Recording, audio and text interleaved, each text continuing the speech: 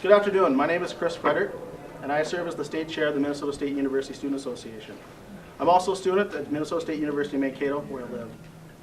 Students are here at the Capitol today because they're very concerned about the possibility that public higher education could be cut during the next biennium, especially since hearing the governor's proposal to cut the Minnesota State colleges and university system by more than 10%. Proposed budget cuts would impact how public higher education is funded in Minnesota. Tuition now makes up a much greater proportion of the system revenue than a decade ago, when tuition revenue averaged 33% and the state appropriation contributed 67%. Today, tuition amounts to 49% of total revenue, while the state contributes 51%. Future budget cuts would result in a crossover, in which students would pay a higher percentage for public higher education than the state appropriation provides. This would not only be a significant shift in longstanding public policy, but would also mean that students would be paying a higher percent of the cost of public higher education than any other time in history.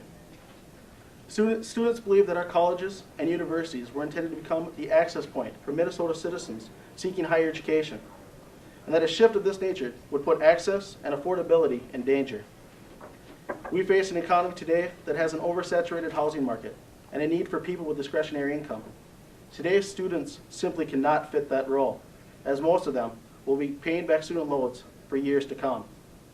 It has become nearly impossible for students to graduate without debt, especially if their parents are unable to help them pay for school, even if they are working while attending school. This is a sharp contrast from the experiences of previous generations. Example, a student starting school during the fall semester of 1971 paid only $379 to attend a state university. In 1971, the minimum age was $1.60 per hour. That's an average of about 4 hours per week to pay for education. Contrast that with the fact that a student starting school during the fall semester of 2008 faced an average cost of $6,083 in tuition and fees at a state university. Minimum wage is currently $6.55 per hour. That is roughly 18 hours per week to pay for education.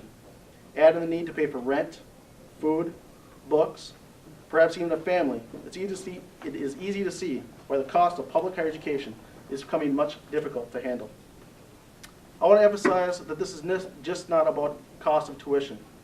No matter how campus budgets are balanced, students will be hurt by a cut in state funding. As campuses balance budgets, cuts would have to be made to academics and student services, as well as to faculty and staff. These would all impact students' ability to obtain a high-quality college education. Campuses could make cuts to student services, such as tutoring or other programs intended to help students succeed in higher education. With the change in demographics in our state, our system is working more and more to reach to underserved and underrepresented population. And many student services are incredibly valuable in ensuring retention and success of these students. Class sections could be eliminated, which would mean that students would no longer be able to get into the classes they need in a timely manner. This would likely extend graduation dates for these students, which would end up costing them and the state even more in tuition dollars.